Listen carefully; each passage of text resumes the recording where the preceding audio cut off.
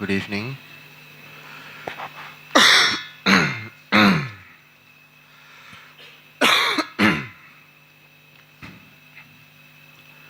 Uh, so tonight I'm going to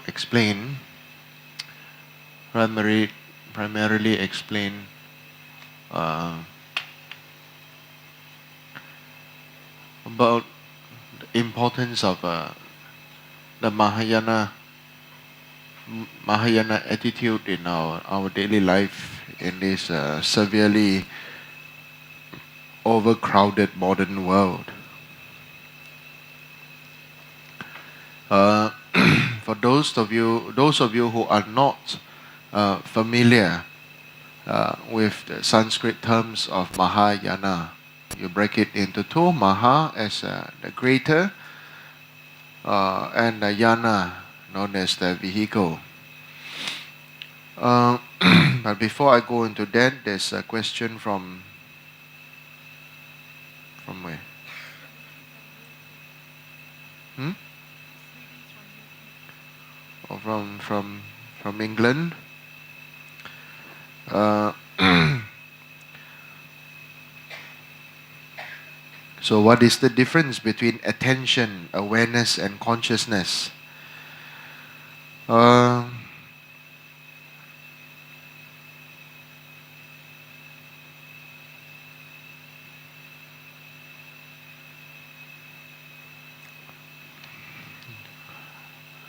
I don't know in what context you are talking about, but generally, when we say uh, attention, then your attention is very focused upon some particular single pointed attention towards a particular object or subject. For example, if one may be meditating upon a point of uh, a flame, a candle flame. So then one focus attention onto the candle flame and avoid thinking of any other thoughts, just to make the mind very very focused upon that single pointed subject or object. Awareness here generally has two meanings. To be aware of one's mind. When we are meditating, your mind, for example, if you are meditating upon the subject of a candle flame, and then what happens is that after 10 or 20 seconds, our mind starts to wander, uh, starts to wander away from the subject, the intended subject. And then we start to think about anything that is according to our habituation.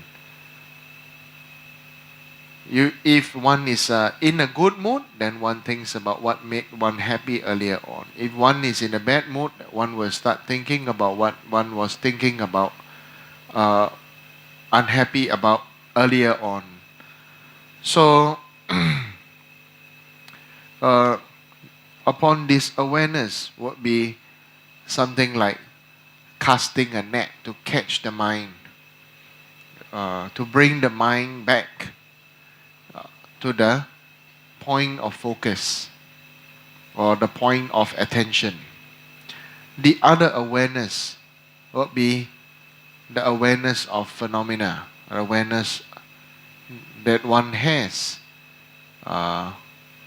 when one meditates upon another method to bring the mind to its clear, pristine awareness, where the mind is not obstructed by any form and not clouded by any thoughts.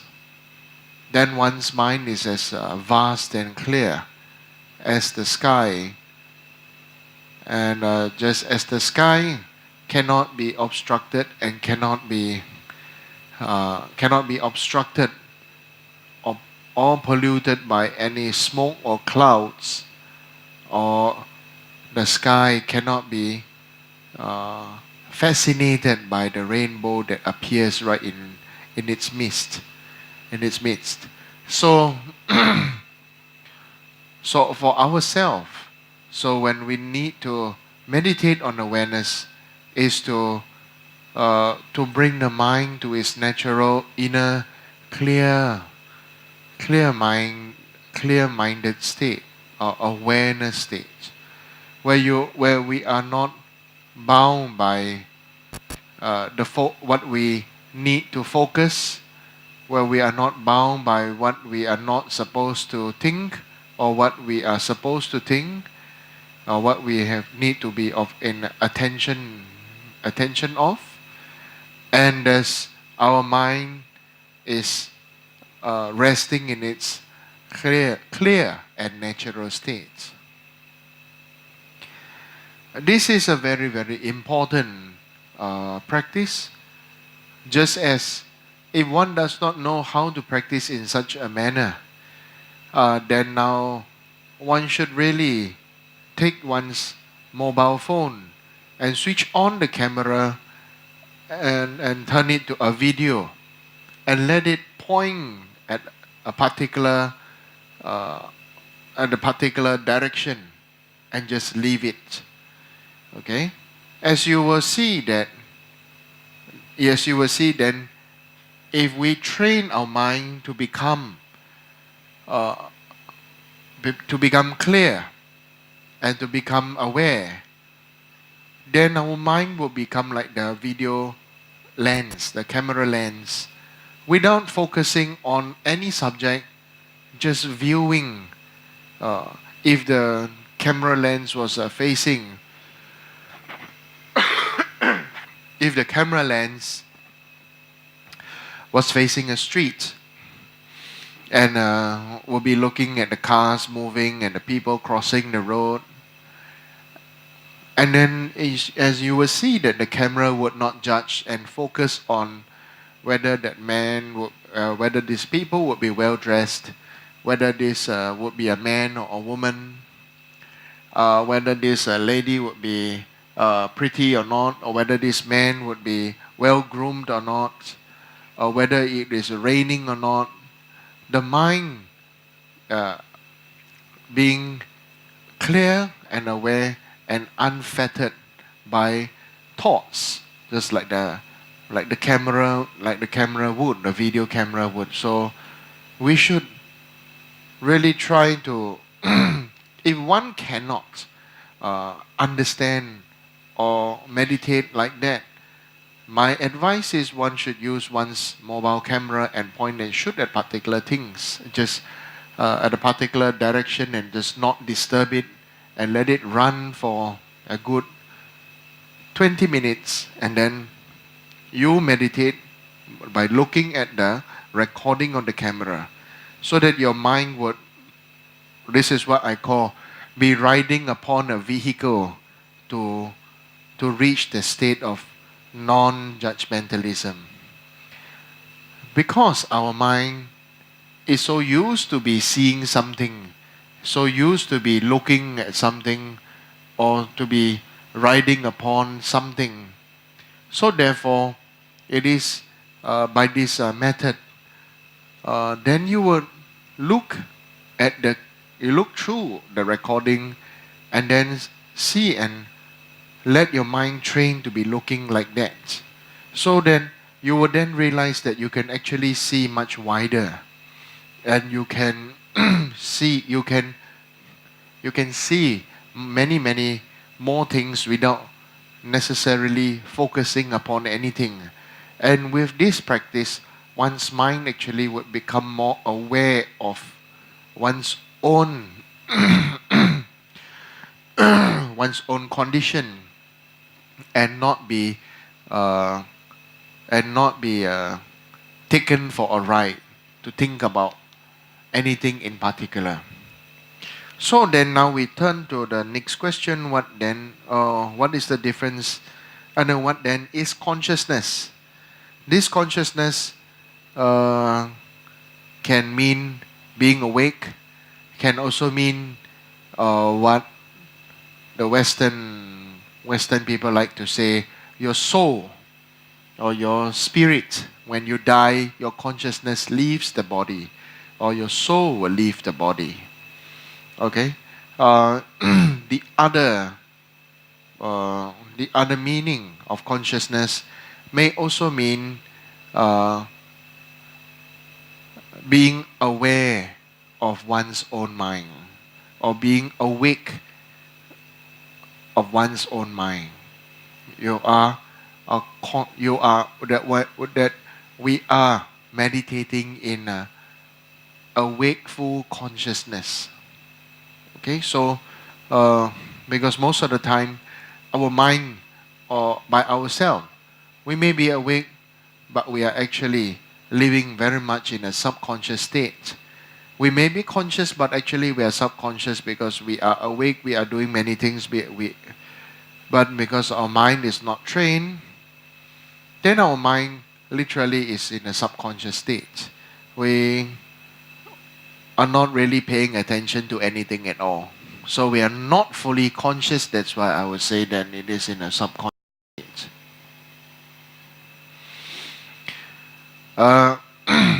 Today, then, on this very important subject on why Mahayana, the thought of Mahayana is very relevant in today's overcrowded world, is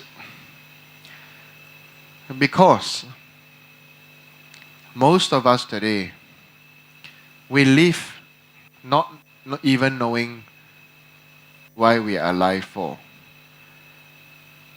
Most of us, or almost all of us, are living our life for the sake of fulfillment for ourselves, and making ourselves happy. Most of the time, right now, if I were to ask, then what is the purpose of you studying, and what is the purpose of you working? What is the purpose of you doing your business? For the children, maybe they are trained to study, to learn, so that one can have a good future, and all kinds of all kinds of reasons. It's like the reasons would be similar. All kinds of worldly reasons are similar to having money and buying lots of gold and wearing lots of jewelry on one's body, but in a very dangerous land. Okay? Why? Because sooner or later, if we do that, we are landing ourselves in a very great danger of being robbed, and our jewelry and gold being stolen. Okay? But right now, if we really think about it, we study for our own future, we study to make our parents happy, we work for our own living livelihood, we do business to have a better life, to make more money, to have financial freedom, to live your life, to have passion, to do what you want, to be happy, and then you'll be happy and you'll be rich, and then you'll be able to travel around the world and this and that. At the end of the day, your life will be stolen, just like all your jewelry will be stolen. And ultimately, one's life, would really become meaningless. Totally meaningless, because one's life, even though one may be a teacher, a great lawyer, a great businessman, great salesperson, rich person, famous person, everything that you want and you think and you wish, All these things are really the cause of your suffering, including your name, your fame, your honor, your Rolex watch, your branded clothes, your your car, your house, everything that you have is the cause of you to suffer. It may bring temporary joy, the best jade that you have, the best colored diamonds and everything, gold and silver and jewelry, all these things, name, fame, honor, ultimately they will become dust. And the problem is today, we all have become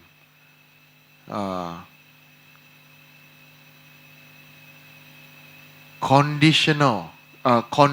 We have all become conditioned, and we condition each other, and we continue to condition each other to believe, to want and to believe that our success, our happiness, our name, fame, honor, who we are, our standing in life is based on all these external things that we believe that are true. Conditionally, it is not wrong. If you are successful, if you bring benefit to benefit to others, you are wealthy, you have status, you stay in a good house, this and that. Conditionally, yes, it is true, but ultimately, they bring suffering. So, is there ever going to be a balance between spirituality and materialism? Is there ever going to be a balance?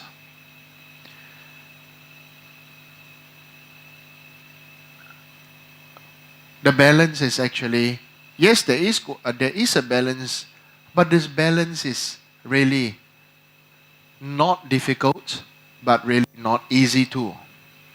It has to do very much with our heart and our mind, that we must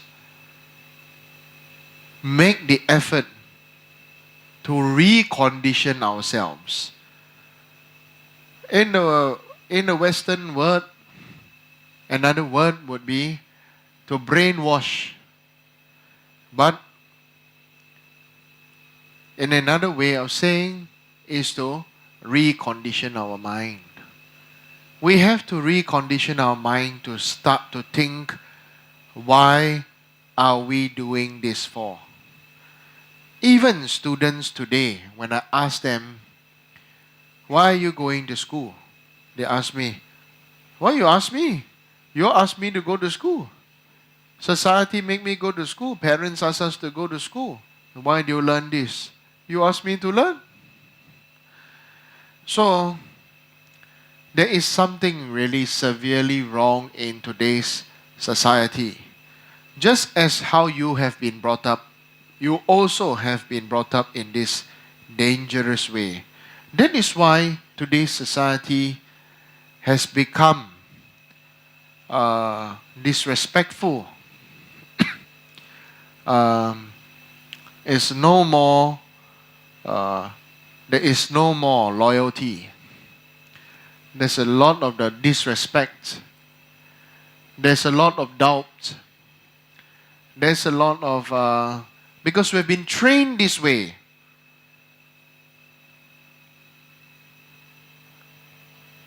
We have been trained and conditioned by our teachers, our school, our friends, by television programs, and we need to recondition this seriously.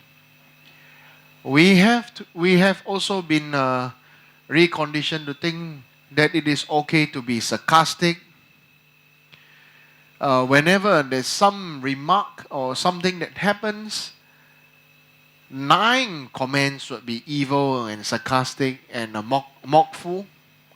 Only 1 would be more of a more balanced view, or maybe a little bit nicer and being kinder. And everybody just wish this world would just change. And right now, since you have wished for the world to change, the time has come that now you are responsible. You have to make you have to take on the responsibility by first you yourself needing to think in a way that you have to that you allow yourself to recondition your mind, that you want to think of your motivation for doing such activities. For example, there was a kid that said to another kid, I'm supposed to go for AMET's tuition, but my parents forced me to come attend this Mandarin class. And so telling the other kid, now I know how you feel. Another kid said, this is so boring. And computer games are more fun and stuff like that. But in that Mandarin class, what was I teaching? I was teaching ethics. Today's people, which includes all of us here, are conditioned to only want to take and not want to give. We only want to think about benefits, or at best mutual benefit, if not one's own financial benefit.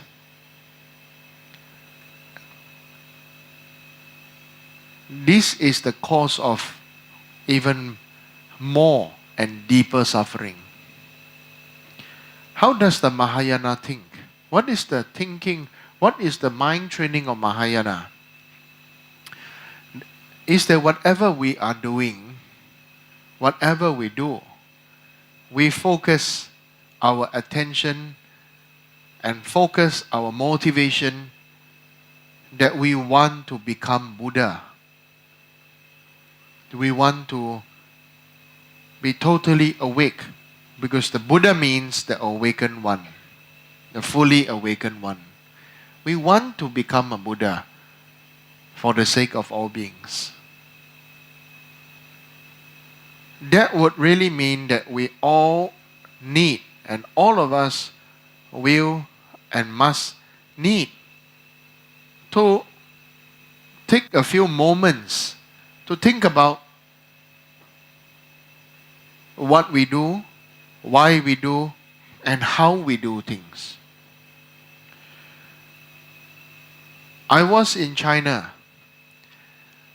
I went to some great temples and I went to see some of the monks while they were chanting.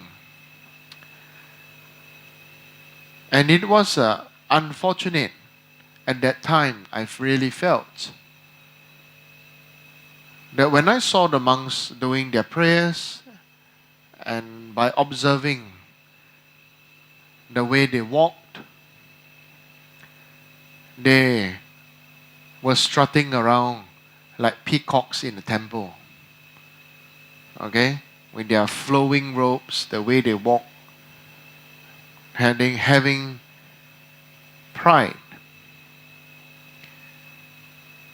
It is not a matter of judgment, but a matter of awareness. That if we are cultivating on the spiritual path, But for many of them, Buddhism has degenerated to become a religious path. And when I saw the way they were doing the chanting, frankly speaking, it was like going through the motions. It was perfunctory.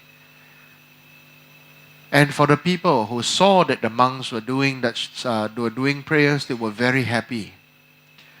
And in my thoughts at the time, I was asking myself, why did I think like that? And then I was thinking that at least the Dharma did not totally die out.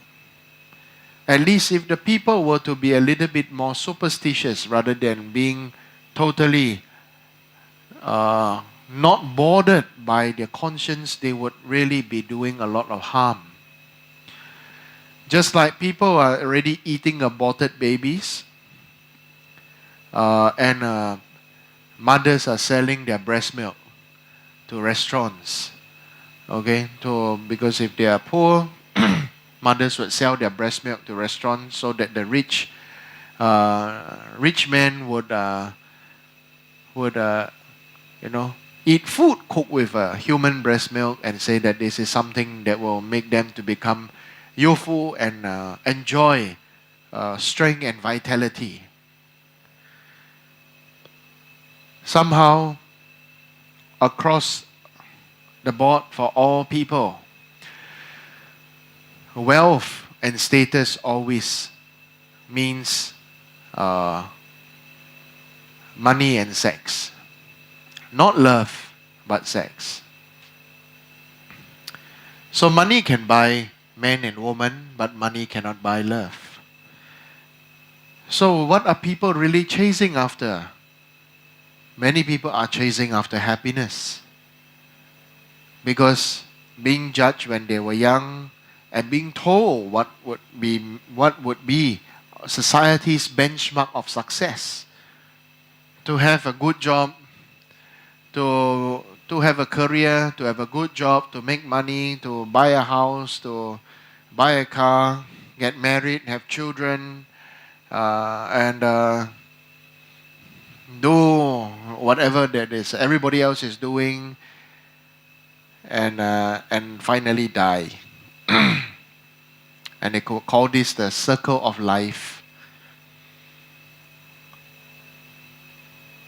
We need to now stop and think whether we want to be like everybody else. If we are already in this circle of life, then how?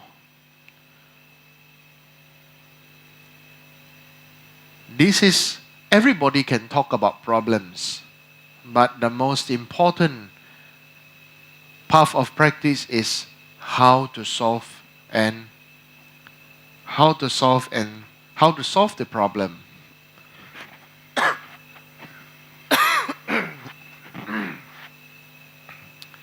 It's like everybody else can see that somebody else is sick, but if nobody knows how to cure the sickness, there's no use. And so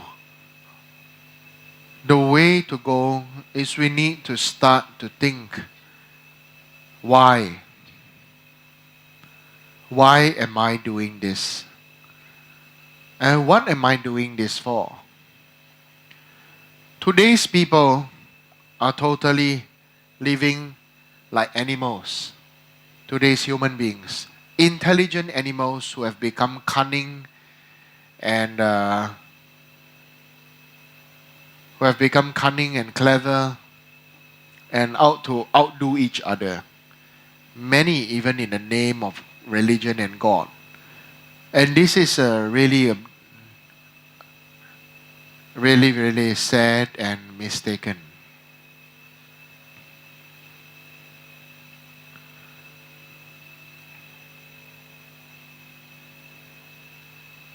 Let me ask you one simple question.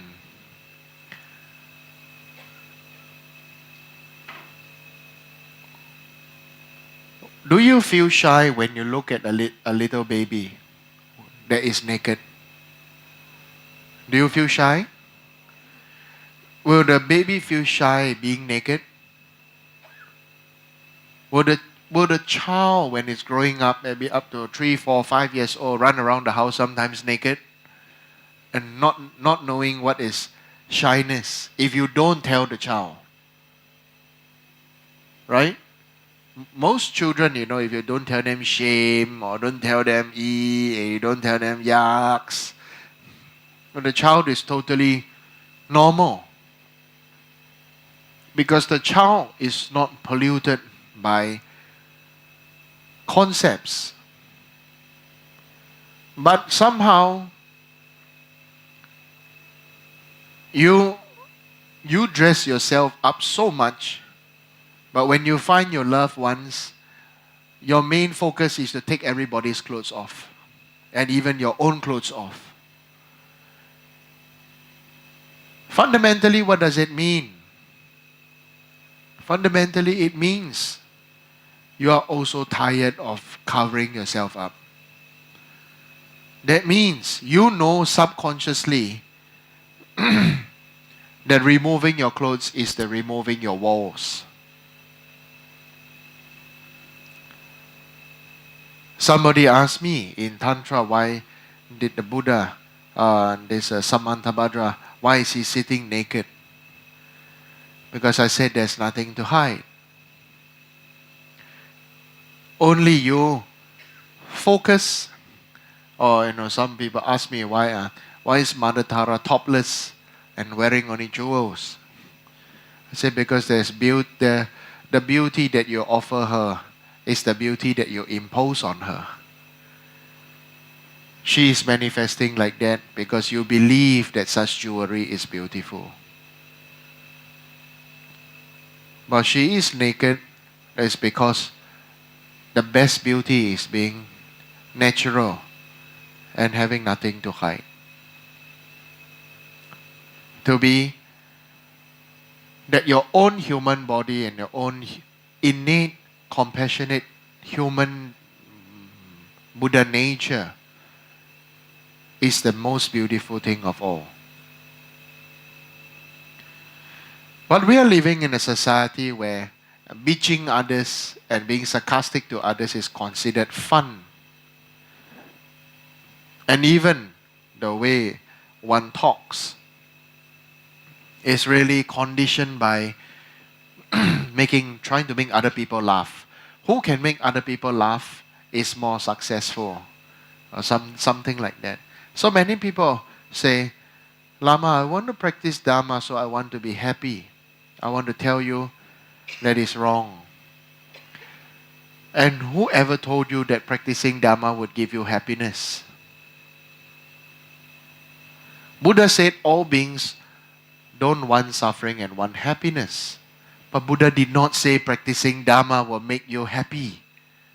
Because Buddha said he didn't want you to have any desire. But he did not say practice Dharma to be happy. He said ultimately, for the Theravada tradition, it is to practice to have Nirvana. Okay? So therefore, if you really search in everything that is in samsara, there is Nirvana. We refocus our mind.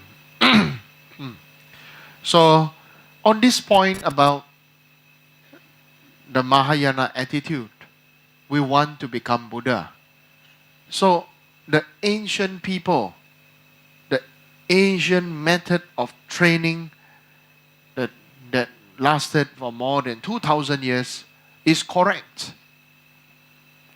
That everybody have to learn, have to be taught, and have to learn ethics and memorize the text on ethics.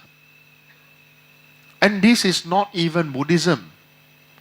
It was taught in Confucianism and Taoism.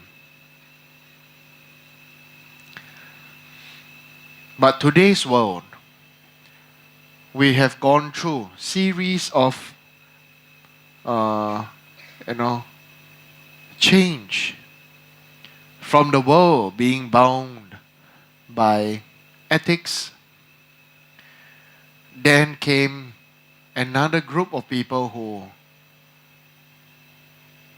went into China and destroyed the ethics. And then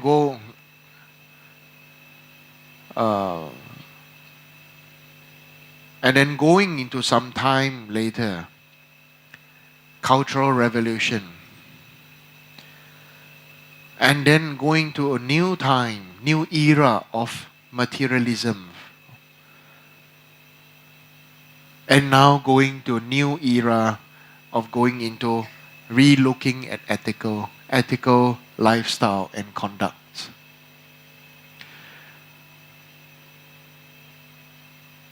No other religion focus on meditation other than Hinduism and Buddhism. But right now, look at the modern world's teaching. It is beginning to use all that is being taught in these two sister religions to the world to bring peace and harmony, telling everybody that the way to go now is to meditate. For me now, I want to tell you, we need to adopt the Mahayana method that when you are studying for the benefit for all beings. If the Chinese method of saying for all that is under heaven, or for all that is under the sky, then that's why we are studying this for. When you are doing business, you are doing this to benefit others with your business, with your specialities. You can make money, but make it with ethics. You can enjoy your materialistic life, but know how you can give back. That is, if spirituality means that one cannot enjoy materialism, then, frankly speaking, Mother Tara would not be dressed to the nines.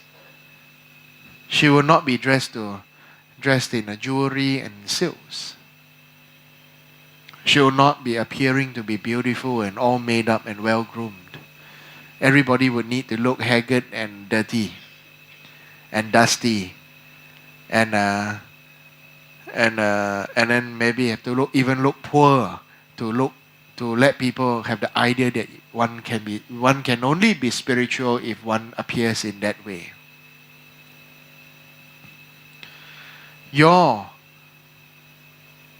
If you enjoy making up, you're saying you're enjoying making up, okay, as a practice, but for others, as a respect for others, to show to other people the aspect of you being well groomed. Not show to other people, don't care lah, anyhow wear can already. That is not a respect for others. That is disrespect for us, for others, and for self.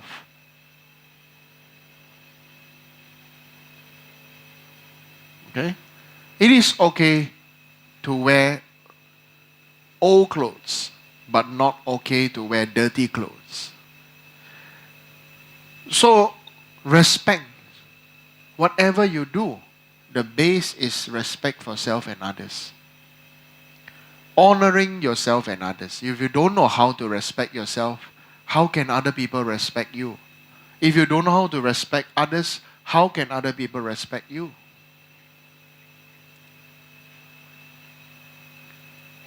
So, your job, your ability, whether you are a banker or insurance agent or beautician or a salesperson or businessman or teacher, whatever you do, your mind must be motivated focus to whatever you are doing is to bring benefit to others. Whether your benefit ultimately will lead them to enlightenment or not, okay, that will be the next level. But at the basic level, you must now recondition your mind. Even if you are a musician, you are here to play music for as an honor and respect for others. So and if you are a singer, you are here to sing as an offering of beauty and song to others. If you are working, you do your best that you can to your ability. If you are a monk or a nun, you do your prayers with sincerity at the best of your ability. If you are a student, you are here to study so as to be able to bring benefit to society. Modern word society, ancient way of saying all that is under heaven. Buddhist way of saying to all beings. So that when you get your salary at the end of the month, you really feel happy. When there is a time when the money comes to make offering, you rejoice. That is not about making money, offering or donations for the sake of name, fame, honor.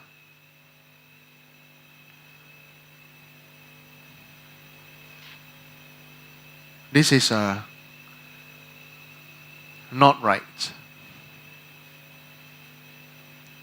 Many people say that, I'm doing this, I am the who and who, I am the so and so of this company. Without me, it would not happen, and this and that. So this kind of thoughts is a virus in the computer, like a virus in the computer. Once you allow it to come in, unless you do have an antivirus, you know how you do antivirus? If your computer has a virus, how do you do to remove the virus? What do you do? Huh? What? You install what? Install a software and then? Huh? What? You do what? Deep scanning and then cleaning, isn't it?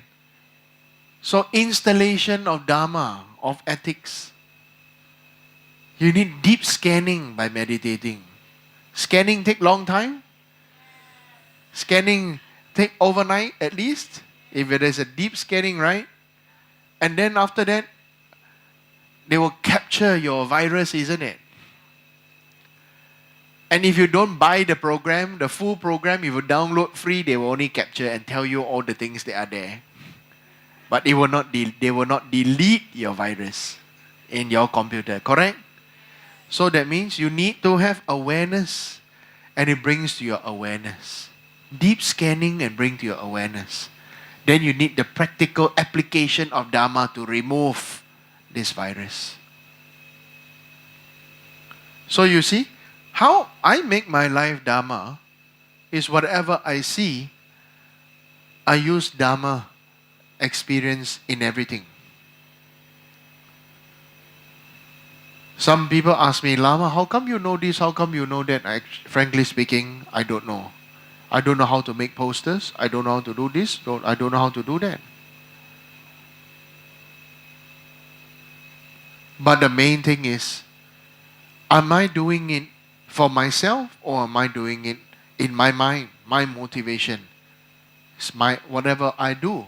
First is an offering to my Guru. Then whatever I do is an offering to all beings.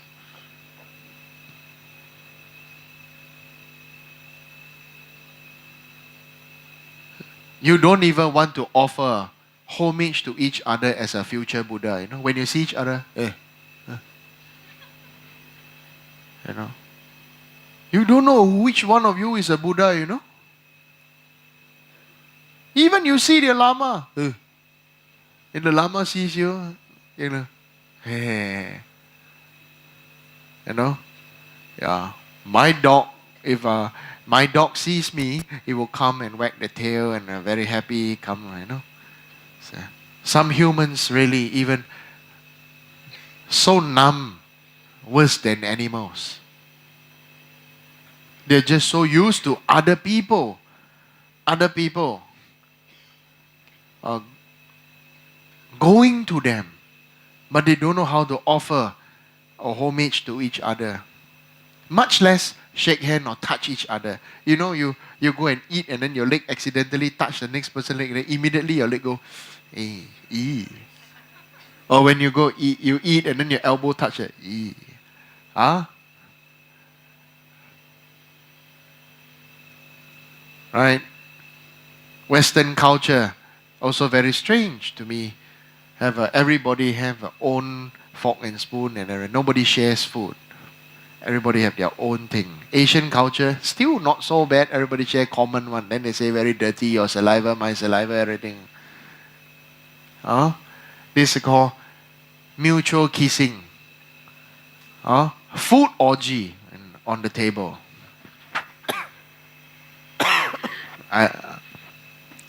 Many people ask me, I say, yeah, this called food orgy. Okay? So don't think negative. Always think positive. Right? Offering of other beings is a offering to each other, sight. Offering to each other as a future Buddha, sight by being well groomed, sound by doing prayer or greeting. Right? Smell by you putting perfume. Okay? Or at least not being smelly. Okay? Yeah. Some people, you know, before they arrive, you can smell them. Right? You know? You don't know? Or not nice to say? I'm saying myself lah. Okay? Yeah. So hearing, smelling, seeing, touching. What is touching? What is touching? Touching, touch the heart.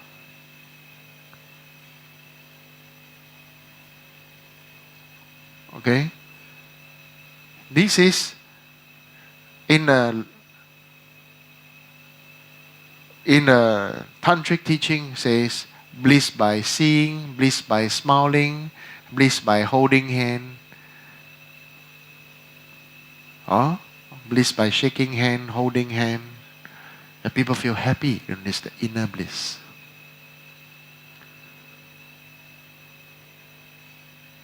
Right?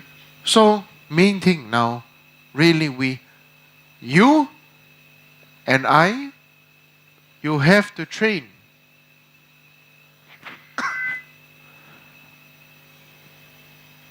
To think whatever you are doing is for the sake of others. Is for the purpose of bringing benefit for others and not for yourself. Even if you die, it is worth it. For the sake of others, for the sake of country, for the sake of humanity, for the sake of ethics and everything, for the sake of giving up your life or even death. We say this is worth it. Bringing benefit for others. By touching people's hearts. Not by show. Not by dressing. You understand? Okay? So when you study, you are studying for the benefit for others. When you work, you are working for the benefit for others. Whatever you do, you just need to recondition your mind to think whatever you are doing is to bring temporary happiness for others. At least. ultimately, the happiness is enlightenment. Ultimately, the greatest happiness and bliss is full enlightenment. But temporarily, for ordinary beings, it is the case of not wanting suffering and wanting happiness. The next thing is to teach them to give happiness to others by means and ways of teaching and self-expression, of study and ethics and motivation. This is very important. If you cannot find that in you, you don't give up. You start to think. You start to do deep scanning. Now all of you have a virus. Okay? Yeah. It's called selfish love virus. Or fake love virus. Or love virus. Okay? You have downloaded this teaching, this software. This teaching is software, right? Correct? You have no choice. You have to do deep scanning. Okay?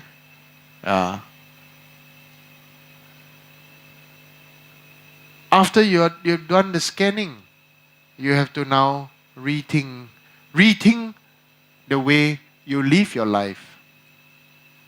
Many people, we have been taught that we should not teach others because other people will become better than you. Conditionally, it may be correct. But then remember what I want to tell you now.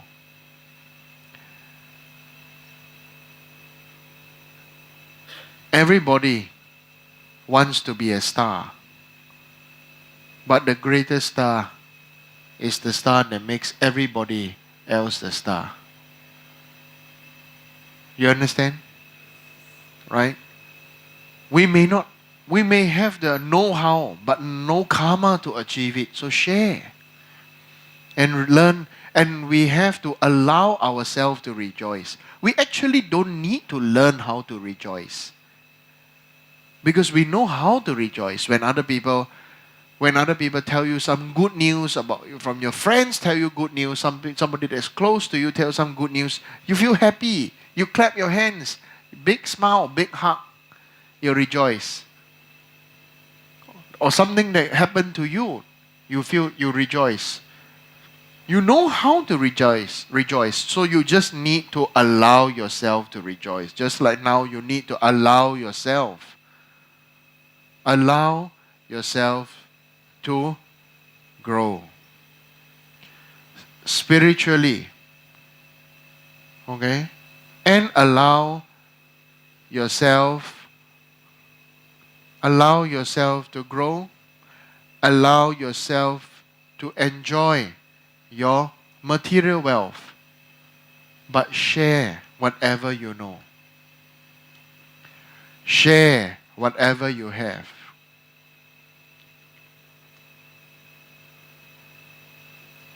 The virus of self,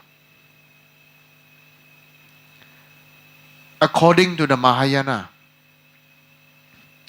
if you practice all your life, but you dedicate to your own self to be free from suffering, you dedicate to your own self that you are going to have success, you dedicate to your own self that you're going to have happiness, you dedicate to yourself that you're going to have free from problems, it will not bring yourself and others happiness.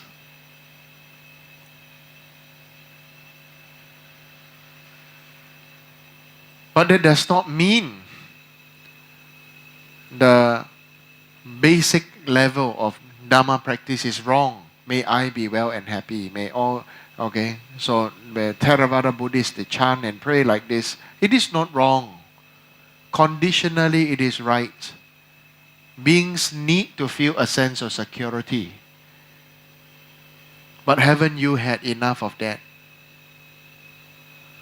Because when you already have a sense of security, since when have you really You already feel secure with whatever you have, but instead of sharing, you want more. You need more. You lust for more. You desire for more. Your virus grows deeper.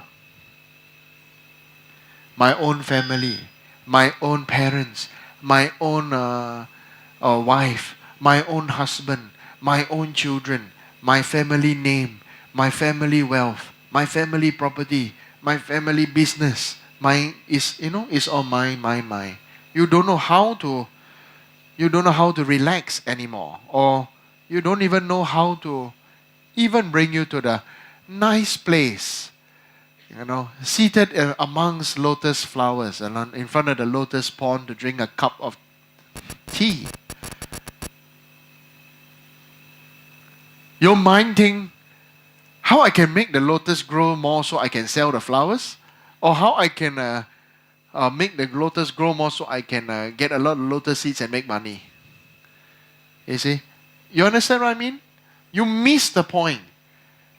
Be at present moment. Enjoy the lotus flower. Enjoy its fragrance, its delicate beauty. Enjoy the softness of the plant, the elegance of the lotus leaves.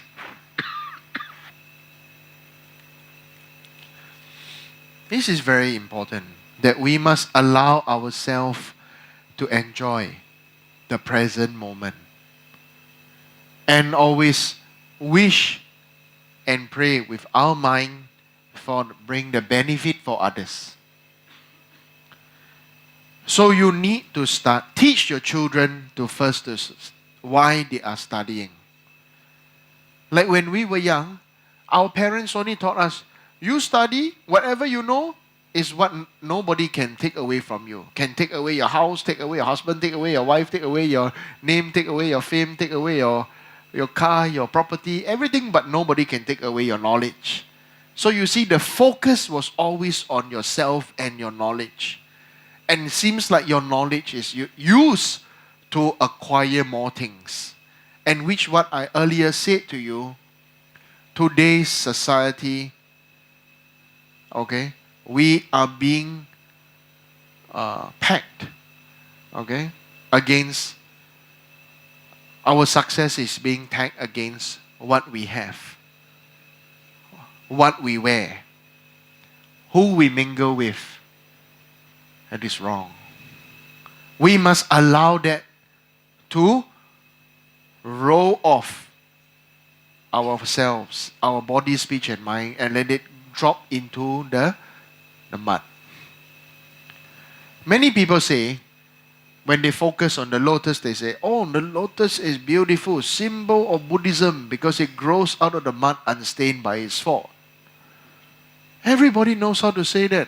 But I always say that is not the right answer. I have said many times, the beneficial answer, the way of the Bodhisattva, is to enjoy the journey that the lotus is growing. And that whatever lands on the leaf, accept, face it, accept it, let it roll into the water. The dust that lands on the leaf of the lotus leaf, when the water touches it, washes it clean and let it drop into the water, and whatever that drops into the water becomes fertilizer for it to grow even bigger, better, stronger and more beautiful. Isn't it? So, in other words, your past and your experience, whether good or bad, is not meant for your future. Is not meant to destroy your future, but meant to strengthen you so that you can grow and make your future to become better. So, right now, how many of people around us we observe are always complaining, are always blaming. Complaining, blaming and what? Huh? Justifying, criticizing. Right? For themselves, it's always justifying, blaming. Towards others, it's always blaming and criticizing. We need to put a stop to that. Whatever happens, happens. Whatever will happen, will happen. Do you understand? Whatever will happen, will happen. Whatever happens, happens. It is a journey. The real practitioner becomes like the rice plant. Whole life growing, and when the rice ripen, because of its weight, becomes more humble. Bends down. And flows according to the direction of the wind. Goes with the flow of the wind. At the end, the whole purpose of their life is to benefit, to die, giving up its own life and giving up its own seeds is the work of his whole life for the benefit for other beings. Never look at the rice that you eat in the same way that you have always been ever again. Think of the farmer. Think of the rice plant. How we have been so been part of an industrialized thinking of virus that we have allowed ourselves that this is the way to go. This is the normal and the right thing to do. We have money, we buy. Those who don't have, work. There is no more respect for the elders, respect for the learned. Live your life respecting yourself and others. Okay? If you only think for your own self, how can many people respect you? If you only think for your own family, how can many people respect you? Right. That's why when we practice Mahayana, we think for all beings. We pray for all beings. We focus whatever we do towards all beings, all under heaven. This is the way we train our focus. It does not mean that the results will come immediately, but it will come. It will come. People will feel your energy is different. People can sense energy. We are all energy. What makes our flesh stay together? Why will it not fall apart? It's also energy. Okay. Mahayana thinking is painful. It's painful. Why is it painful? We must understand it. It is painful because it brings benefit to others. Mahayana thinking is like pottery. Let's take the example of this cup.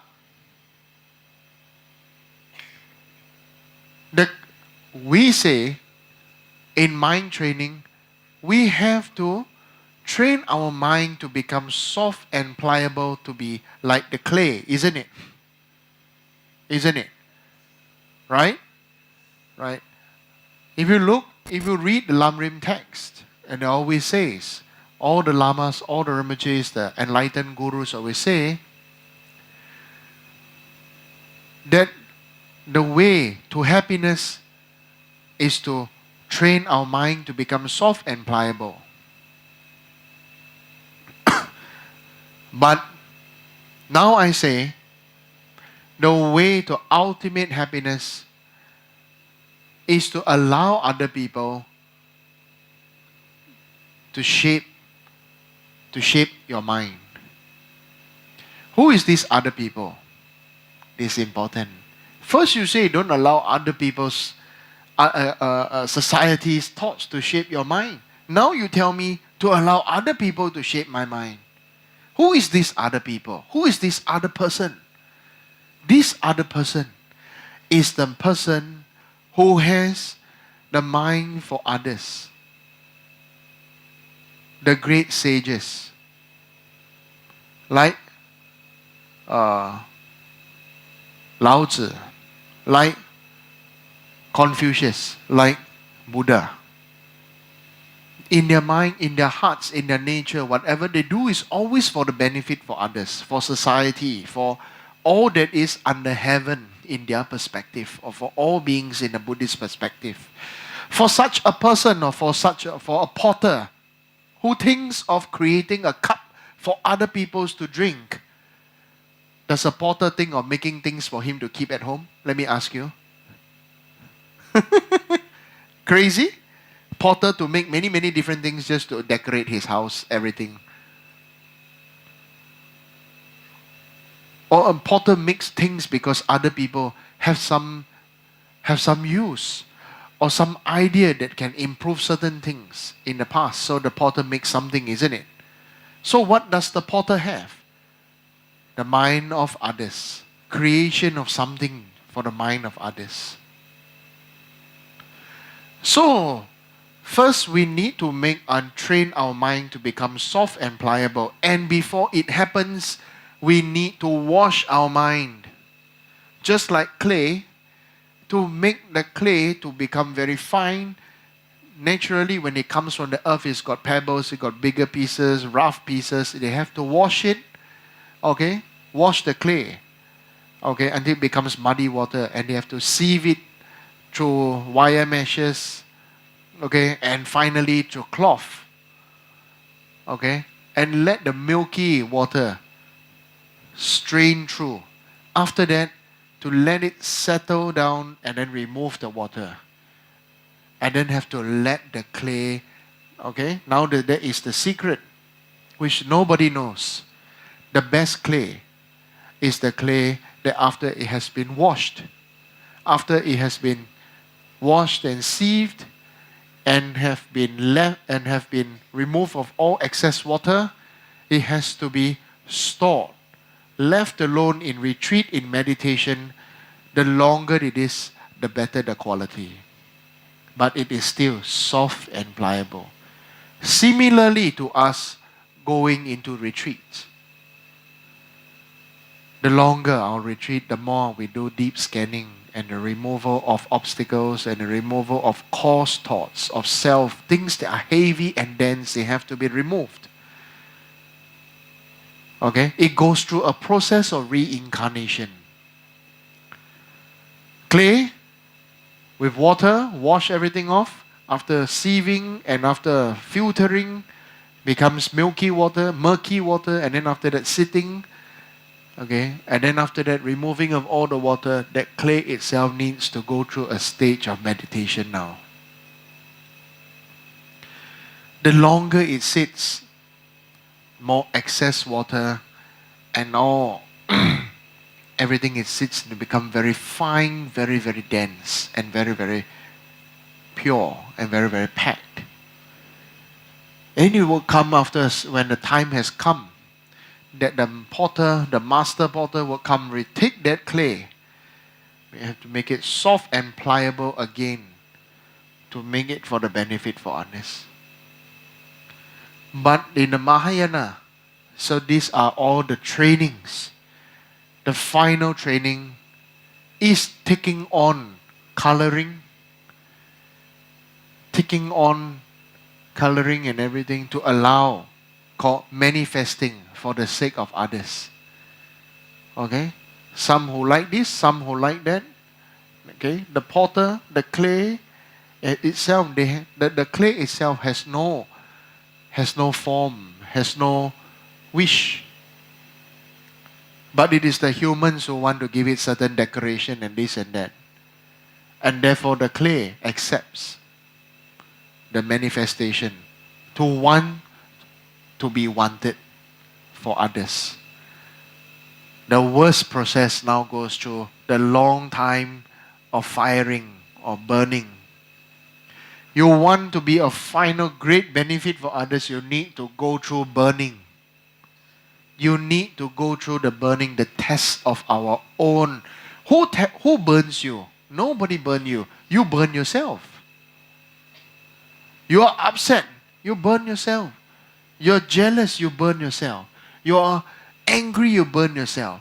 You're confused. You burn yourself.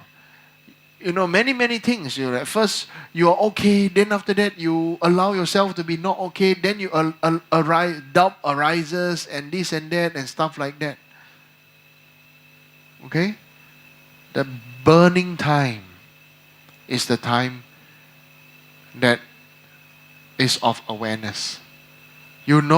Such thoughts arise. That's why when you go on a meditation retreat, you suffer pain in your body. You suffer pain in your heart. You suffer pain in your mind. Why am I here? Why did I even come? Why did I listen to Lama? Why did I come to do this retreat for? So painful, so boring. You're seated there in the monastery, but your mind is in the high heavens, in the disco, in the clubs, in the restaurants, in your family, in this and that. Everything comes. And that burns us. And if we do not know how to handle and allow it to flow back into the water, to make us grow like a lotus, we would burn others. We start to scold others. We start to criticize and blame and justify and criticize, blame, justify, and stuff like that. So it becomes a vicious cycle. And we recognize that. Is it okay? It is your own journey. Your journey that is dependent on your own decision. Nobody else. So in the guru, your guru is there for you, to teach you, to guide you, to help you. Ultimately, you are your own guru. Because you are the one that do the practice, not your guru. Your guru already got it, already woke up, already awakened, already free.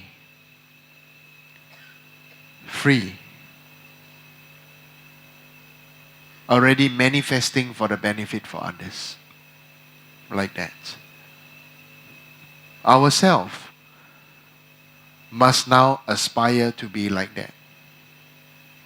Make the decision to be like that. Okay? That's why we don't need a mandate from God. We don't need God's word.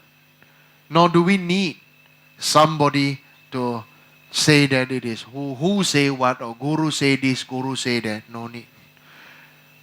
A matured and a deep automatically practices in such a way.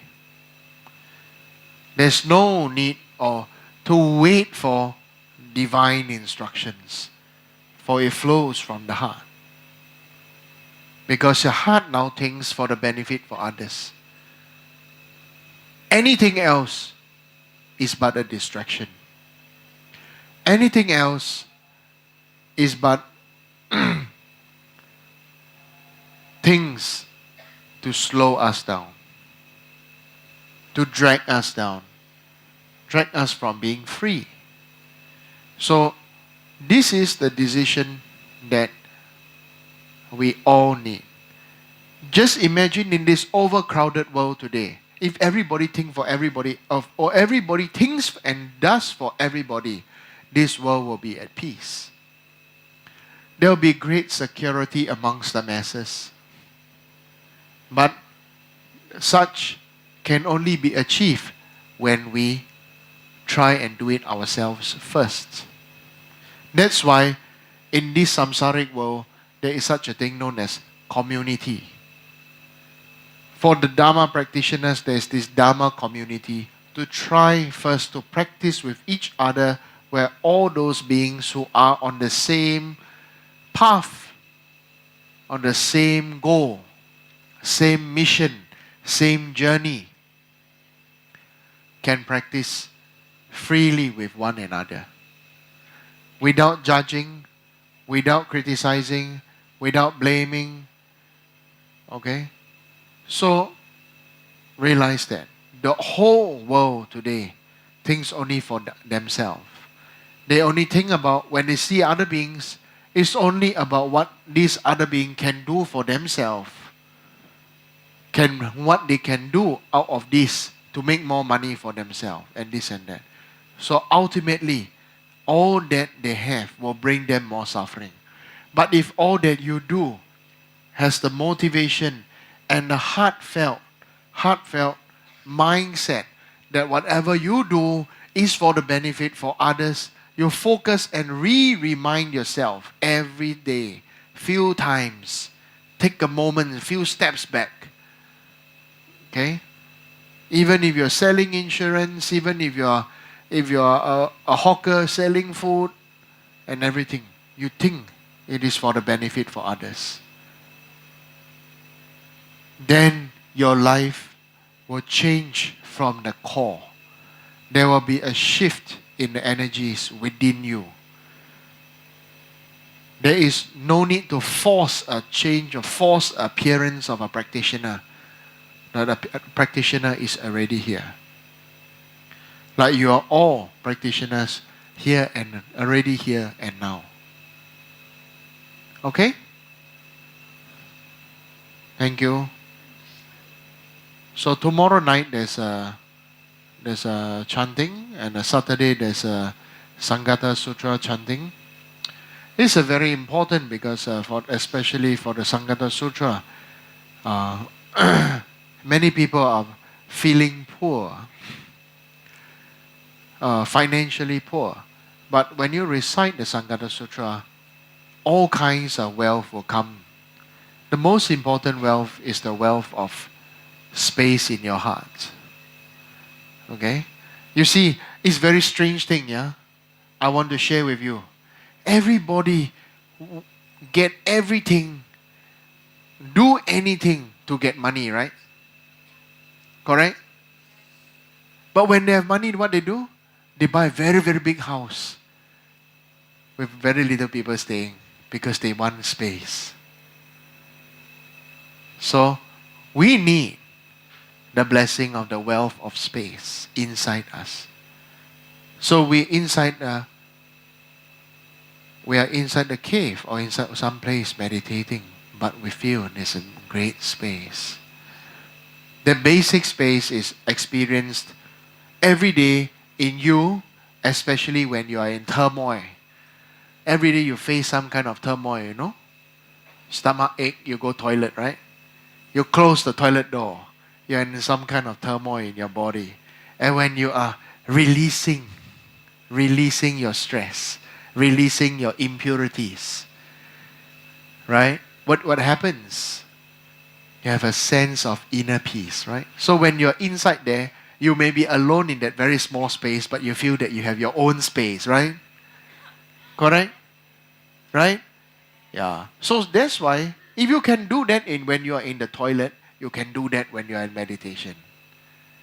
You can survive as a hermit in the cave in the mountains. You can live alone. You understand?